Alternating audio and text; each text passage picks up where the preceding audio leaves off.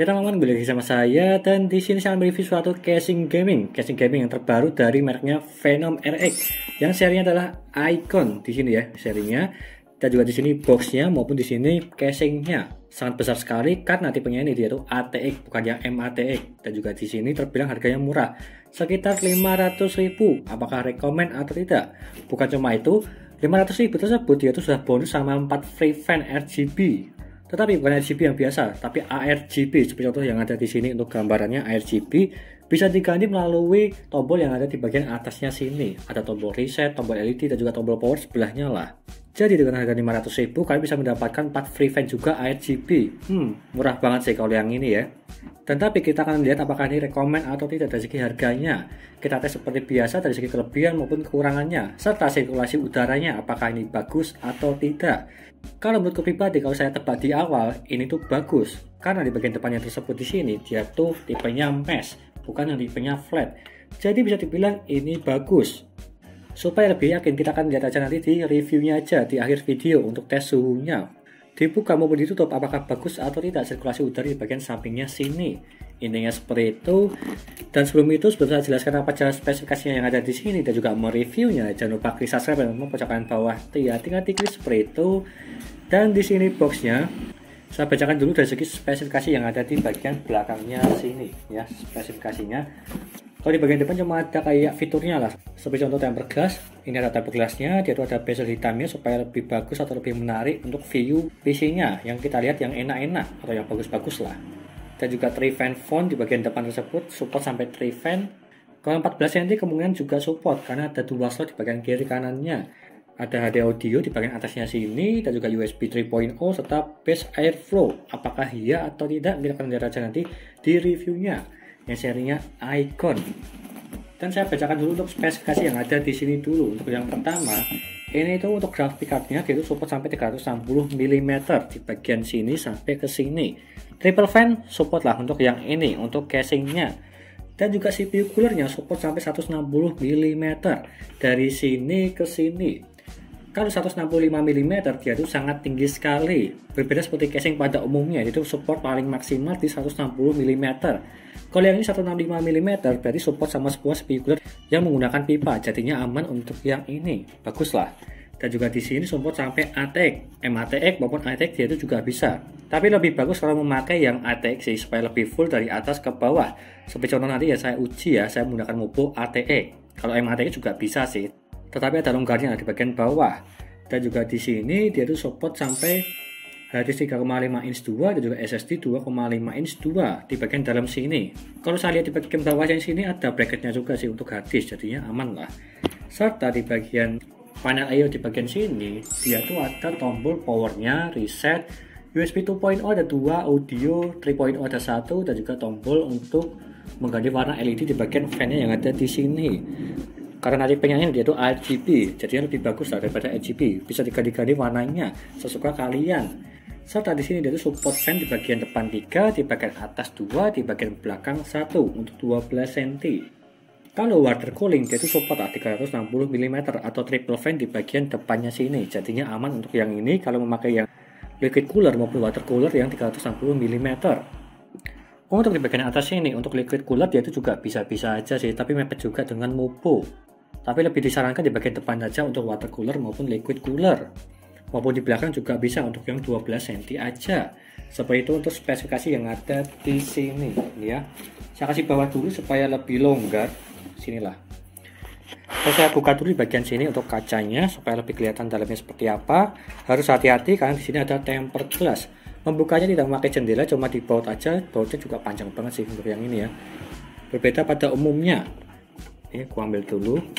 Nah, dan di sini tempered glassnya dia itu sangat berat sekali. Di bagian sini ada penopangnya supaya tidak jatuh jika lo mengambilnya. Jadinya aman untuk yang ini. Saya kasih bawah dulu juga untuk yang ini. Dan di sini menampakkan dari segi sampingnya ada tulisan logo Venom RX juga. Logo Venomnya tulisan Venom RX Play Strong. Dan juga ada power supply cover di bagian sini supaya kelihatan power supply apa yang kalian pakai. Kalau misalnya ada RGB-nya sangat menarik untuk yang ini karena kelihatan di bagian samping yang ada di sini. Dan seperti ini penampakannya di bagian depan sini dia itu besar ATX dari atas ke bawah dan juga melebar Support sampai 360 mm di bagian VGA yang ada di sini. Dan free fan-nya di bagian depan sini. Ada 3 di bagian sini. 1, 2, 3. Aku buka dulu ya di bagian depannya sini. Nah, ini ya. Di sini dia tuh ada mesh-nya. Mesh-nya tersebut dia tuh terbuat dari plastik, bukan dari besi. Tapi nggak masalah kalau menurutku, untuk sirkulasi udara udah lebih dari cukup. Mengambil udara dari depan, atas ke bawah, yaitu full semua. Cara mengambilnya atau membukanya dengan tarik dulu di bagian bawahnya sini. Ada bukaannya lah, ini ya. Saya ambil dulu. Nah, agak berat sih karena memang butuh effortnya. Dan di sini free fan-nya ada 3 di bagian sini, sama seperti pada umumnya. Nih. Dan di sini di bagian depannya, sayangnya untuk yang ini tidak ada dust filternya di bagian depan sini. Kalau bisa dikasih dust filter di bagian depannya sini, bisa dibilang sempurna lah untuk dust filternya.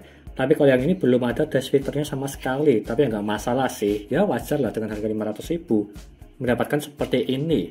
Kalau misalnya ingin lebih bagus, akan beli aja sendiri dust filter di bagian sini yang 360 mm supaya lebih bagus dan juga aman dari segi debu-debu yang mengambil udara dari luar ke dalam untuk yang ini.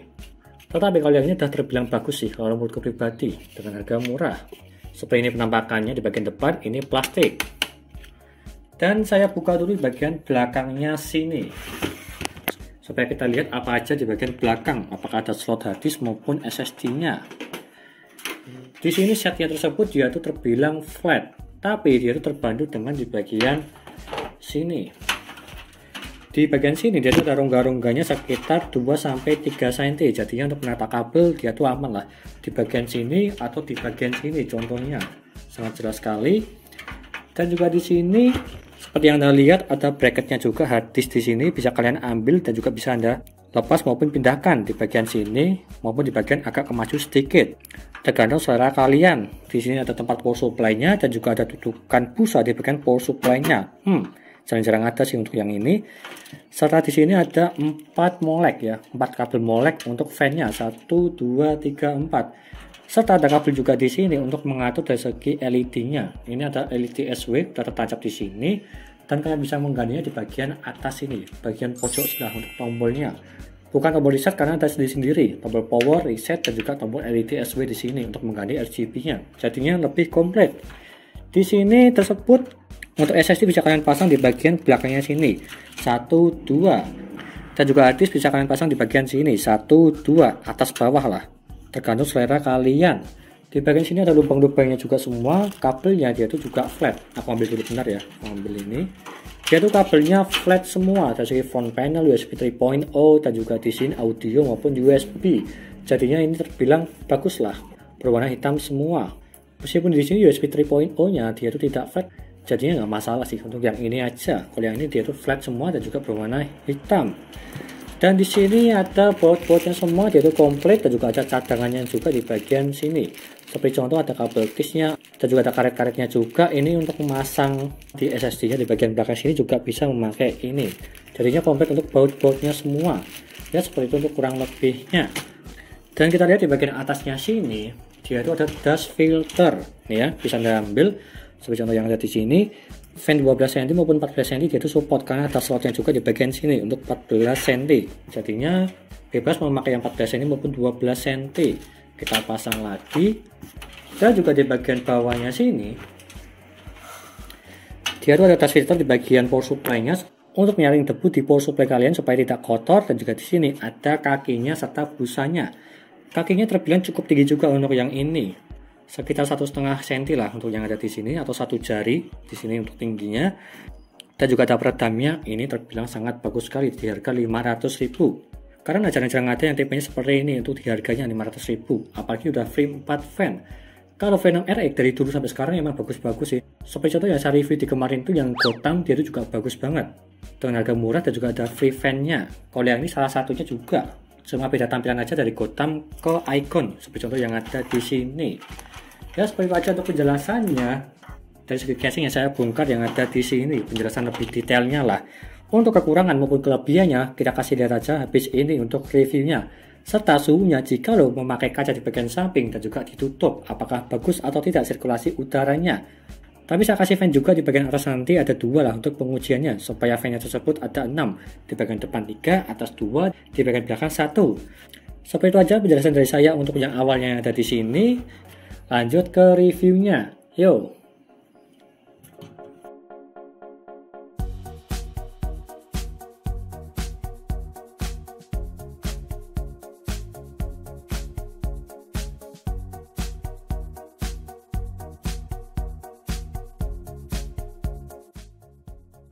Lalu yang pertama dari segi suhunya, jika lo memakai kaca di bagian samping dan juga tanpa kaca di bagian samping, apakah sama atau beda untuk suhunya? Yang pertama tanpa kaca dulu di bagian samping, untuk minimal yang mendapatkan 30 derajat, dan juga maksimal yang mendapatkan 65 derajat. Untuk suhu minimalnya saya cuma diem aja di desktop, jadi mendapatkan mentok paling bawah di 30 derajat.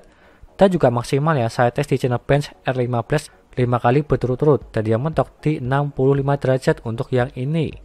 Dan jika kita bandingkan, kalau memakai kaca di bagian samping atau tempered glass lah, untuk minimal yang mendapatkan 29 derajat dan juga maksimalnya di 65 derajat. Untuk yang ini bisa dibilang lebih bagusan memakai kaca di bagian samping. Dari segi minimalnya, dia itu terpaut 1 derajat terbilang lebih dingin. Dan bisa disimpulkan kalau yang ini sempurna dari segi sirkulasi udaranya. Dan bisa dibilang ini best airflow-nya. Dan biasanya kalau tanpa kaca dia itu lebih dingin, tapi kalau yang ini dia itu malah kebalikannya. Lebih dingin memakai kaca di bagian samping, jadinya lebih bagus sih untuk yang ini. Lanjut ke kelebihannya. Yang pertama, suhunya dingin dibuka maupun ditutup. Seperti contoh yang tadi saya uji, dari segi suhunya dia itu bagus dan juga sirkulasi udaranya dia itu sempurna, sangat bagus untuk yang ini. Yang dimana saya menggunakan 6 fan di bagian depan 3, atas 2, belakang 1. Lanjut yang kedua, ada dust filter di bagian atas dan juga di bagian bawah. Meskipun di bagian depan dia itu tidak ada, tapi ya nggak masalah sih, karena harganya terbilang murah di 500.000. Kalau misal di atas 600.000 ya bisa dibilang wajib sih, tapi kalau yang ini masih di 500.000 masih terbilang aman. Tetapi kalau ingin lebih bagus silahkan tambah dust filter di bagian depan. Lanjut yang ketiga, terdapat power supply cover di bagian sampingnya, dia itu terbuka, jadi ini juga opsional, ada yang suka ada yang tidak. Tapi kalau aku pribadi lebih suka, karena bisa kelihatan power supply apa yang kalian pakai.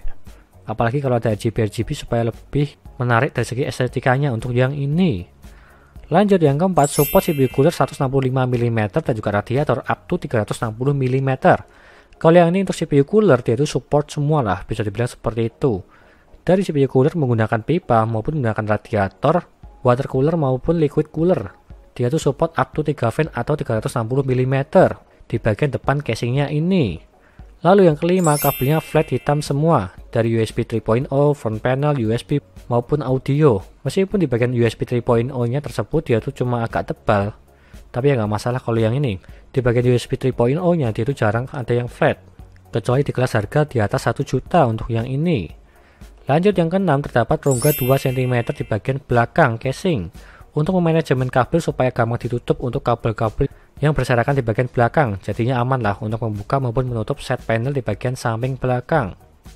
Lalu yang ketujuh, ada slot hard disk maksimal 2 di bagian atas maupun di bagian bawah, serta SSD maksimal 2 di bagian belakang mubuhnya ada slot 2. Jadi bisa dibilang standar bagus untuk yang ini, support hard disk 2 maupun SSD 2. Lalu yang kedelapan, ada karet atau busa di bagian kaki casingnya, yang dimana kaki casingnya tersebut agak tinggi, serta di bagian bawahnya ada busa, jadinya bagus untuk yang ini. Lalu yang terakhir ke-9, harganya murah, 500.000 sudah free 4 fan ARGB. Bisa diatur warnanya sesuka kalian, cuma 4 fan aja. Seperti contoh yang ada di sini untuk mengganti-gantinya. Dari segi RGB, warnanya merah, biru, hijau, dan Anda tinggal klik aja tombol di bagian atas yang ada logo lampunya. Dengan Anda klik, dia itu bisa berubah-ubah seperti contoh yang ada di sini. Lanjut ke kekurangannya. Yang pertama, fan free RGB-nya yang Venom RX tersebut belum ada yang jual di pasaran. Supaya agak susah untuk mengatur fan RGB-nya jika lo memakai semua fan. Kalau yang ada di sini saya itu menggunakan 6 fan. Yang duanya tersebut menggunakan fan RGB biasa menggunakan Molek. Dan dia itu belum support untuk mengganti RGB-nya. Cuma auto RGB aja, berbeda seperti yang free fan-nya Venom RX. Maka dari itu kalau ingin ke semua fan-nya, dia itu agak susah. Karena fan RGB-nya Venom RX belum dijual terpisah dan juga pasaran lah untuk satuannya. Jadi bisa dibilang ini opsional untuk kekurangannya. Lalu yang kedua, belum menemukan lagi, silahkan komen aja di bagian bawah video ini apa kekurangan dari segi casing yang ada di sini. Setelah kalian melihat video ini maupun mempunyai casing ini, Venom RX Icon. Dan kesimpulannya, dengan harga 500.000 ini terbilang rekomen, meskipun ada kekurangan sedikit di bagian depannya, di tas filter lah, tapi itu ya nggak masalah sih. Kalau misal dilihat dari segi harganya, untuk kalangan di bawah 600.000 jarang ada tas filter di bagian depan, jadinya nggak masalah kalau yang ini. Tetapi dari segi fitur unggulan yang lain, dari segi airflow-nya dia itu sangat bagus sekali, sempurna, dan juga ada pulse recovery di bagian samping, serta support CPU cooler sampai 165 mm. Menggunakan semua pipa CPU cooler dia itu bisa, apalagi radiator up to 360 mm. Dan juga free 4 fan ARGB, jarang-jarang ada kalau yang ini. Kebanyakan casing merek lain dia itu cuma mengasih free RGB aja, bukan ARGB seperti contoh yang ada di sini, bisa diganti-ganti untuk warnanya. Jadi bisa dibilang ini bagus banget. Serta murah dari segi harganya. Emang semua kalangan Venom RX memang bagus-bagus sih, dan juga murah lah. Seperti contoh yang saya review di video sebelumnya, casing gaming Venom RX Gotham. Intinya seperti itu. Dan jika lo kalian berminat silahkan beli aja, linknya ada di deskripsi untuk yang ini, Venom RX Icon. Sekian dari saya, terima kasih sudah menonton, dan juga jangan lupa like dan subscribe, dan nantikan video lainnya mengenai review-review papat PC seperti CPU cooler, SSD, casing, dan juga yang lainnya. Terima kasih sudah menonton.